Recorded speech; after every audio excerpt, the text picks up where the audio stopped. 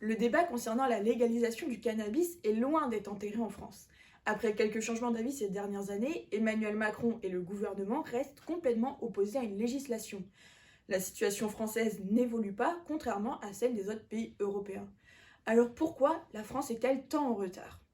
Si l'on fait un tour chez quelques-uns de nos voisins, il existe plusieurs degrés de législation.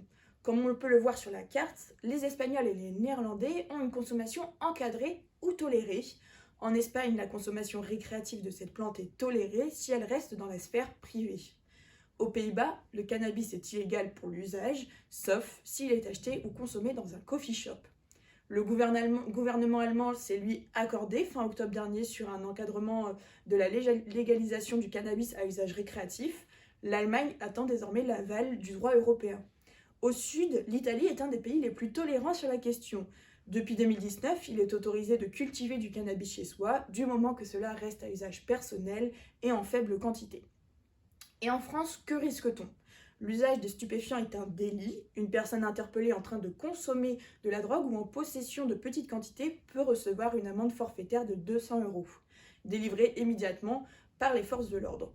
Si l'auteur des faits ne paye pas l'amende, un procès peut avoir lieu devant le tribunal correctionnel. Dans ce cas, le consommateur risque jusqu'à 1 an de prison et 3 750 € d'amende.